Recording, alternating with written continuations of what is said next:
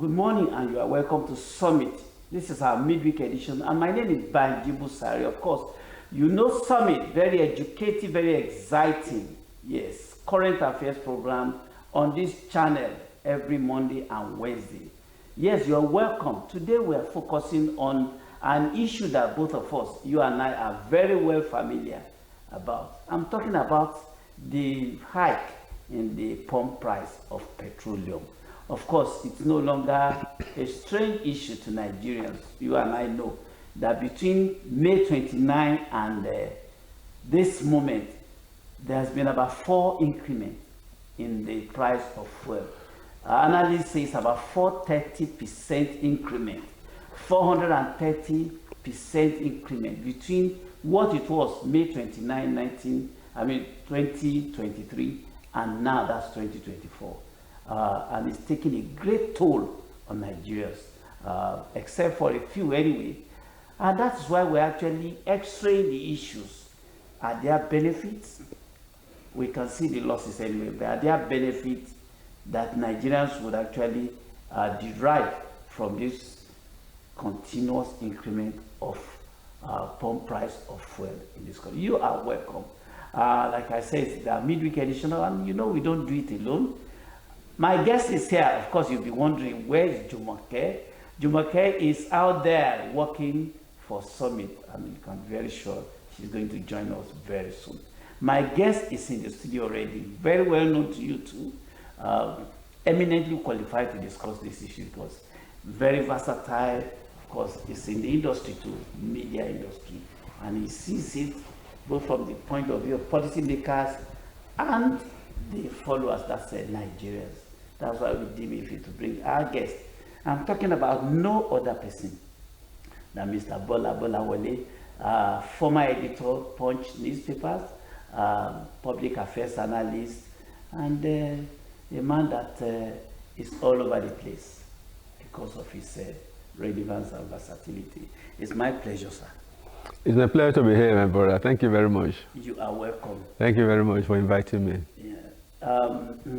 You heard the intro. Yes. There has been about 4 increments since President Tinubu took over. Yes. May 29, 2023. Yes. That's about 17 months ago. Yes. And the recent one that took the price from 855, 898. Between that range, the latest increment has taken us beyond or across 1,000 naira mark. Long ago, Nigerians were wondering whether the last increment, that the one that was made May 29, 2023, was going to be the last, but it has continued. What's your reaction to this frequent increment to start with? Thank you very much, my brother.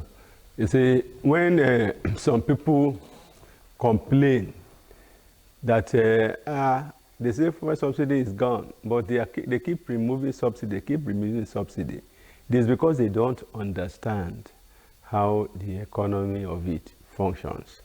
And you talked about the fact that now we pay 1,000 plus for a liter of petrol. It is just in Lagos that we are just starting, just in some aspects, in some parts of Lagos. Before now, even with the last increment, people in some other areas of Lagos, like Ajangbadi, like Lasso, they have been paying over 1,000 naira. And in other parts of the country, when we were still paying 855 at NNPC and 889 at other places, across the country, people were already paying 1,200, 1,100, 1,150, and things like that. Because of course, you know that there is this thing they call the bridging gap. You have to transport it from Lagos, where the depots are, to other parts of the country, and you have to put in all those costs of transportation and things like that. So now that Lagos is buying at 1,050, 1,100 in some areas, and with the major oil marketers, but with private marketers that have product, is 1,200, 1,300 and thereabout, even in Lagos here. So now you can now see that In other parts of the country, like my home state of Owo in Ondo State, I understand it's about 1,400 and things like that. So, and as you go across to the hinterland, to the interior, you begin to see so many variations in the prices. And that is when you buy right there in the filling station. But if you are buying black market, in some places I understand that you can even buy at 2,000 naira per liter, especially where there is scarcity. Now there is scarcity even in Lagos. Many of the petrol stations as I was driving in here had no fuel. And in that situation, you are desperate to get fuel. You can end up buying adulterated, or you can end up buying at 2,000 at whatever cost that the black market has called for you. If you are desperate to have it, and you must have it. So that is the pricing template that we have at the moment. It is not just one time. The last one I bought at a petrol station in Lagos, I bought at 1,050 per liter. But I know, of course, that that is because I bought from a major marketer. Now, why is it that we keep having these? We have had about 4 or 5 increments since the president came in. I think the only president that had increased fuel prices many more times than President Bola Ahmed Tinubu is former President Olusegun Obasanjo. I think he increased about 7 times within the period. And when he was going, he gave Nigerians a parting gift of increasing again a day or two before he left office. So, and I don't know whether it's a coincidence that the presidents that have increased fuel prices most are presidents from the south, and they are presidents from the southwest. You know, I think we should be thinking about that. Are they the ones that are audacious about these things? Are they the ones that think that they can bail the cat? Are they the ones that think that they can hold the bulls by the horns? What is the reason that they are the ones that What is the reason that they are the ones? But some Nigerians, talking about reactions now, some Nigerians are saying it's the boldest attempt by any Nigerian president to actually remove subsidy, because it was one sure way towards deregulation. And deregulations, having a free market economy, would actually benefit us in the long run.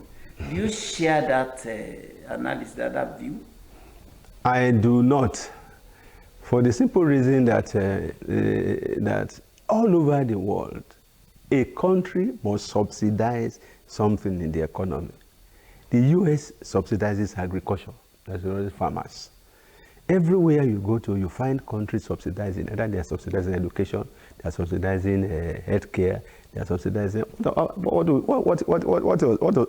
is the essence of Obamacare, if not subsidy for the poor? So even the US, where IMF, World Bank is stationed, they subsidize healthcare, they subsidize education. You go to Britain, your children go to school free. Your children go to school free in places like Canada, in some places like Canada, the US. There's subsidy. Everywhere you find subsidy. It now depends on the critical nature of that sector of the economy that you want to subsidize for the good health of the economy and for the welfare and interest of the people. You must subsidize something. Now, what is the Nigerian government subsidizing for the people? What do they need to subsidize for the economy to work well, for the people to be able to contribute to make the economy and the nation great? What do they have to subsidize? They have to find out what they must subsidize for the economy to be on the move.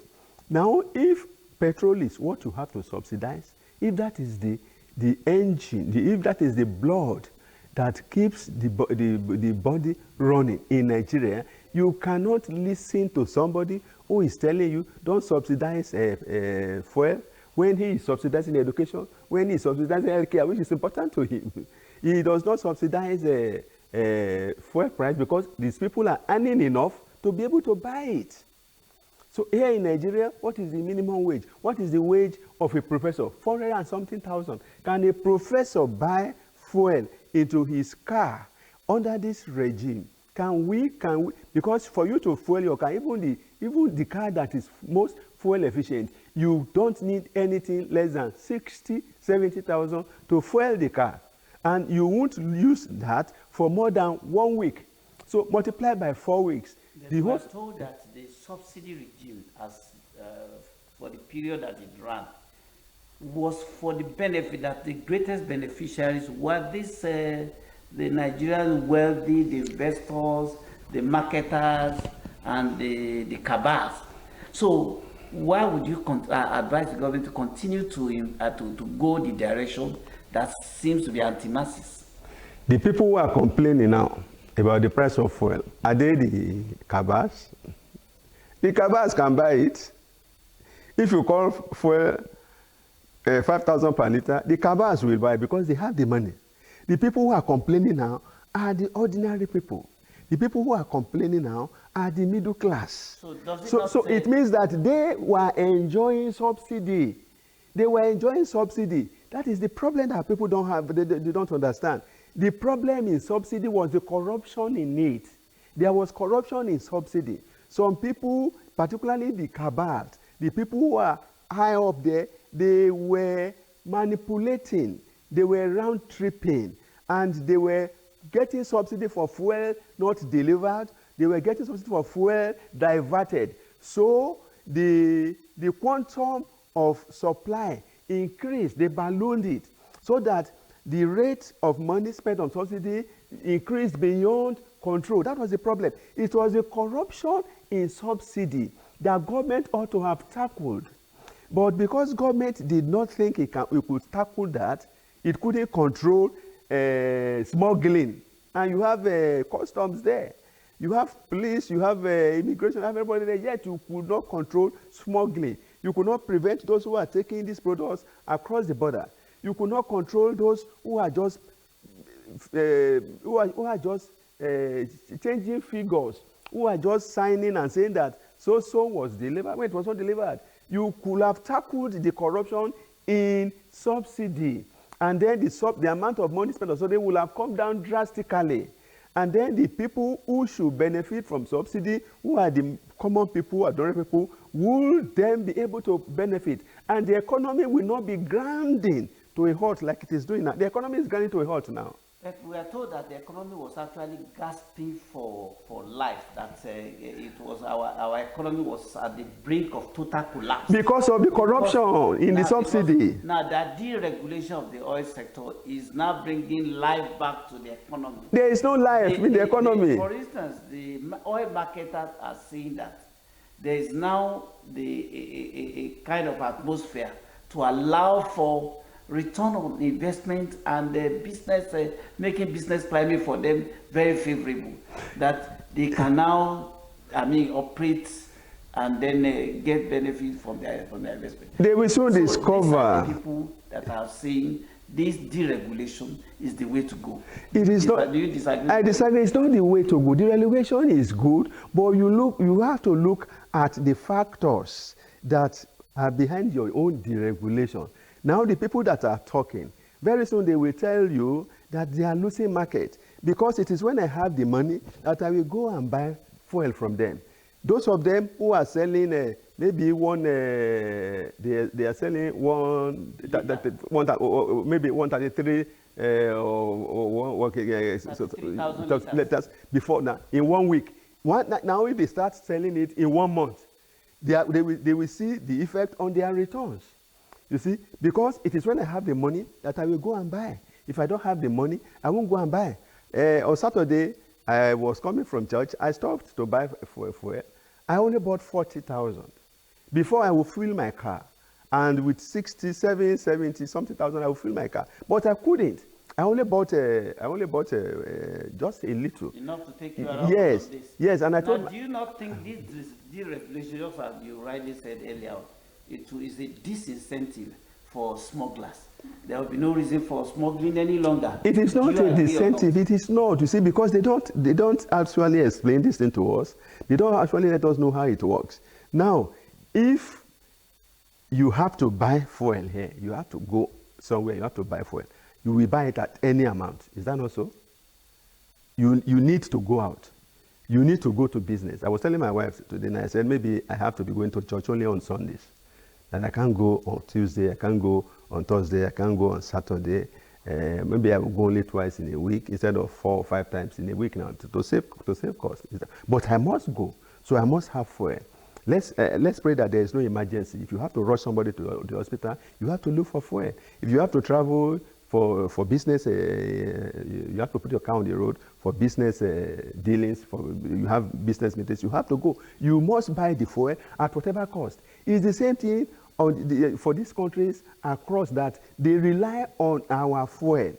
No matter how much we buy fuel here, it will still be cheaper for them than any other thing. So they will still, since they are relying on our fuel, it's only that it will become costlier for them. As it is getting costlier for us here, it gets more costly for them there too. Like now we are buying fuel for 1,000, let's say 1,050. Maybe in Cotonou now, when you get that fuel for 1,050 here now, and you take it across the border to Cotonou, you will put your margin on it.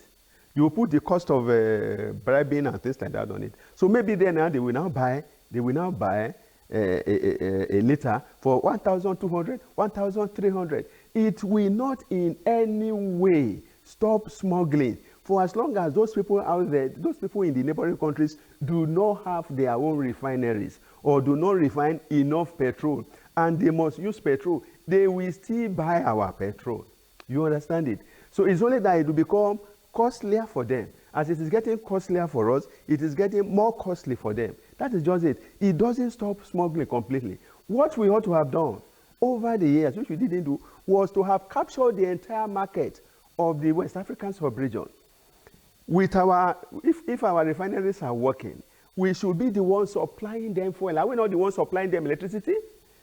Even though they are owing us, I read in the papers yesterday now that Benin Republic, Togo, they are owing us how many millions of dollars?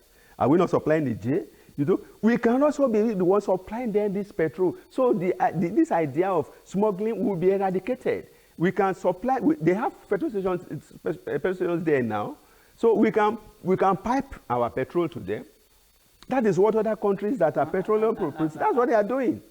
Recently, the NNPC lost its position as the singular, or maybe, let me say, the only off-taker of petroleum products from Dangote. And it's been liberalized. The independent marketers can also now buy directly from Dangote. People thought that with the coming on board of Dangote refinery, that things would be much better for Nigeria, that it was going to change a lot of Nigerians for the better. Why are there always complications? Particularly the last 3, there have been so many complications following the coming on board of Dangote, and this, particularly on this pricing issue. Those who thought that Dangote refinery will amount to buying fuel at reduced price, they were just daydreamers, wishful thinkers. I told them, there are many of them in my church, and I told them, you are going to buy fuel at more expensive rates with Dangote coming on board, because this is a businessman. This is a monopolist. When he took over sugar, what happened to the price of sugar? When he took over cement, what happened to the price of cement? It didn't go, the prices didn't go down, they shot up. So the same thing is going to happen when he is the one supplying you. He will call his terms, and you will have no choice but to buy at his behest. It's what he wants to. Nobody, no, he's not a pastor. He's not a moralist. He's not somebody who is there to help you. He's somebody who is there to, he's a businessman. A businessman tries to maximize opportunities. He has seen the opportunity to make a kill, he will make it. I told them, I said, Dangote refinery coming upstream will lead to the cost of petrol going higher and higher, because he knows how much he has invested. He wants to make his returns, and he wants to make it quickly. So, and apart from that, there are factors beyond his control. Oil is volatile. Oil is international commodity. There is a price for it. Now, NNPC will not give him fuel for free. They can't give him fuel for free because they are not producing enough. If it was the time we were producing over 2-point-something million barrels per day, then we can say, okay, the 650,000 that have been set up apart from local consumption, let us give it free, so that the only thing that Dangote will add is the cost of refinery and its profit. and then the taxes, and then maybe this price will come down. But now we are not producing enough. So, and the government must sell crude to earn foreign exchange. Crude oil still remains our greatest foreign exchange earner. So you and the cost of the amount we are producing has drastically reduced because of corruption, because of oil theft. So it is only now that this government is trying to increase daily production of crude oil. We understood the other time that it came down below 1 million before President Muhammadu Buhari left.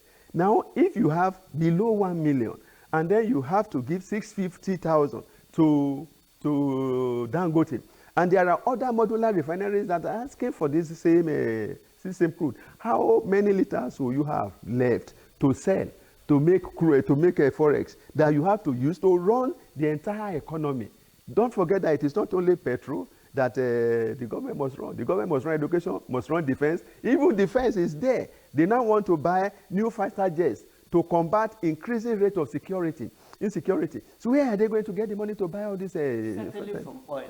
Certainly from. So that means that the number of barrels that they can give out to Dangote will be reduced.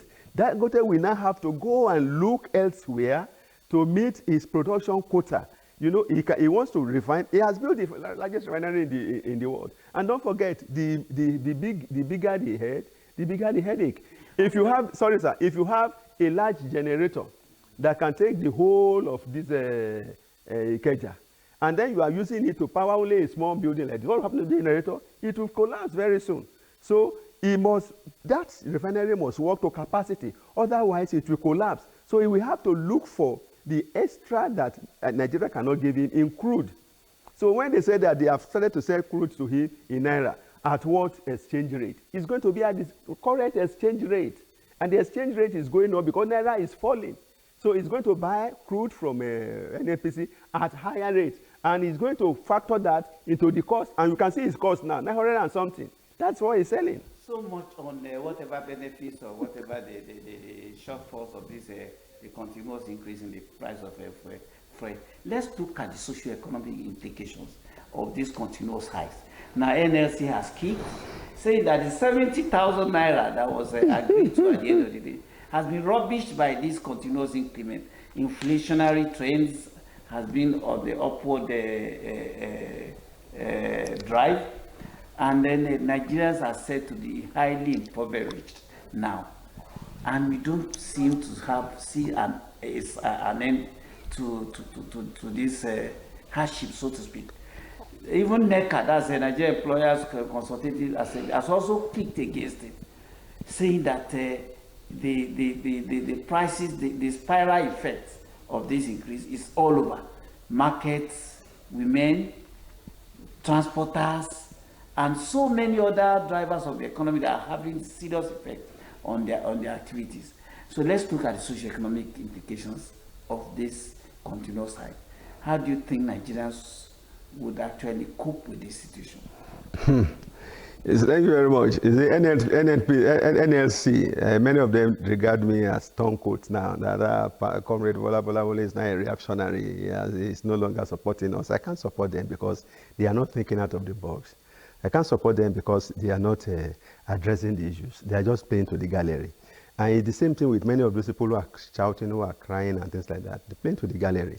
Even if the NLC got the 250,000 they were asking for as minimum wage, it cannot cope now. Even if they got the 400 they were asking for, they can't cope now. Because the basic problems of the economy has not been tackled. The basic problem, they have neglected it. You see, our people, I'm Yoruba. Yoruba people say, when a child strips and falls down, he looks around him. But when an elder strips and falls down, he surveys where he's coming there to say, what is the thing? Nigerians must look back. Bola Tinubu has done it. I'm not a supporter of the president on this issue. But I am, just like his wife, Remi Tudu said that they did not create it, but they worsened it. Yes, they worsened it. They did not create it, they worsened it. They did not create it, they are there to solve it, but they have worsened it. So that is the issue. They did not create it, I agree with that, but they have worsened it. They were there to solve the problem, but they have not solved the problem. And the buck stops on their table, so she can't push it anywhere. Now Nigerians should look back. Where are we coming from? Where did the rain start beating us? Number one, we have 4 refineries. None of them is working. That is number one problem. If our 4 refineries are working, we won't have this problem. Now we had 4 refineries. We ought to have built more. You're still talking about God. I'm talking about how Nigerians will cope. Yes, that's what I'm telling you. That, how they will cope. They can't cope if they don't look. For the fixing of the refinery, they can't. Nigerians can't cope under the present situation if their problem is not tackled from the roots. So what are the effects of not being able to cope? The effect of not being able to cope is that the standard of living will continue to depreciate. People will continue to just live from hand to mouth if they can even get it. It will continue very soon. In fact, it is happening. People are dying because they can't afford medication. People are dying because they can't afford food. Children are leaving school. Now we are back to the age where parents are deciding, I have 4 children, only one will go to school. We are at that particular threshold now. You can say that again because I have an experience at the forum. Okay. He was addressing his colleagues. Okay, now they have brought it to. They have used it to the current situation. But that's mischievous. Yes, mischievous, but it serves the purpose for those people, you know. Now, the thing is that somebody who has not eaten, can you accuse him of stealing? I watched a case like that in the US. The person was brought to court for stealing bread. He said, my Lord, I'm hungry. I got to the bread, but I was hungry. Just bread. And the judge discharged and acquitted him and gave him money to go. You see, when people are hungry, what do we expect them to do? Of course, there are people that have criminal tendencies. But the fact now is that more and more people are joining the level of poverty. Between me and you, those of us who were supposed to be upper middle class, we have now been reduced to the level of the poor.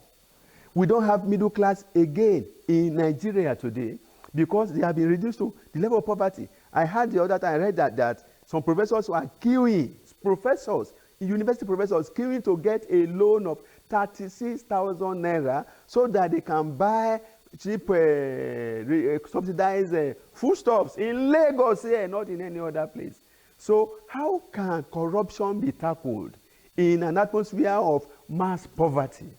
How can patriotism be energized in an atmosphere of mass despondency, where people have lost confidence in themselves, they have lost confidence in the government? You are telling them there is light at the end of the tunnel, but they are surrounded by darkness. They can't see beyond their nose. It is when you survive that you will see tomorrow.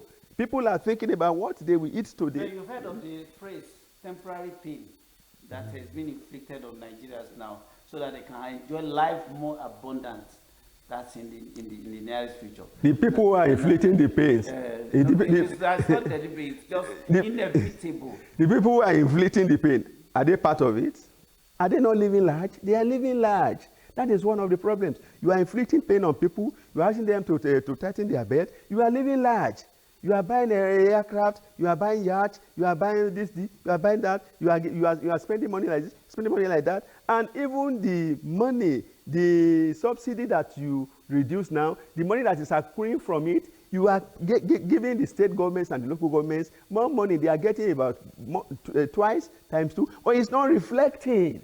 People are not seeing it. The government has introduced over time, since these are both at the state level, at the local government level, at the federal government level, they have the palliative, all manners of palliative. Would it actually address this problem? Would it help us address it? Did you get any? I have not got any. I have not got any. So, and I need it. I haven't gotten it. So, the other time, last week, I saw people queuing. I understand it was Honorable Faleke that was doing it at Radio Lagos there. People were queuing and were getting some cups of rice, things like that. But for how long will they eat that one?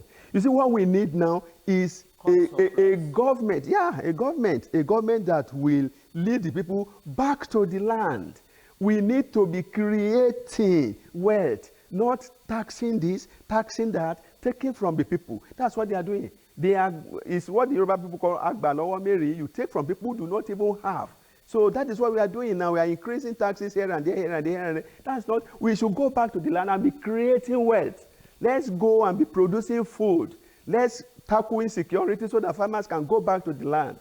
When there is no hunger, whatever poverty you have is reduced. Now there is hunger and poverty is running riot all over the place. Poverty is running riot all over the place. Now some Nigerians have the opinion that we haven't seen the end to this continuous hike. Yeah, I agree. From 1,050 naira or thereabout, it's likely to even jump higher. Yes. Now, I'd like you to address that and then look at some means by which Nigerians can have a kind of respite in the midst of all this hardship as we go. Some people have said that it is dollarization of the economy that is causing this issue, that we should try and reduce dollarization of the economy. There are some countries now we call the BRICS, those countries that are trying to do trade by barter among themselves so that you don't have to depend on dollar. For as long as the naira is depreciating and the cost of dollar to buy a dollar is increasing, the cost of everything, cost of foodstuff, because it is what you import that you will sell. So the cost of all these items will go up unless we can stabilize the naira. And how can we stabilize the naira? We must make more dollars. How can we make more dollars? We must increase crude oil production, gas production, food production. Then we must reduce importation, all the things we are importing, things that we don't like. That's where Nigerians themselves should help themselves. Our foreign board, our foreign taste, we must cut it down. And then government must run a lean and very efficient government. This government is not running a lean government. It is the most bloated federal government that we have ever had. And it is the most profligate federal government we have ever had. All the money they are giving to the National Assembly, all the money they are using for this, using for that, people want them to cut down on their own expenditure, not on the expenditure that affects the people. But what they are doing is that they are targeting the people, cutting down on what affects the people, imposing taxes on on the people, and they are living large. And it is not going to work that way. So those are the things they should do to bring some succor to the people. But most importantly, go back to the land. Federal government, go back to the land. State government, go back to the land. Local government, go back to the land. Go and cultivate. Go and cultivate cash crops. Go and cultivate food crops. Go and make food abundant for the people. And then when the people are eating, then whatever remains of their poverty will be minimal. Well said. My guest has been Mr. Bola Wole. Of course, you couldn't have said it better than me because he also feels the pinch. He's a Nigerian and he has refused to japa. He's here and he's also contributing his own little way to the resolution of the myriad of challenges that we face as a nation.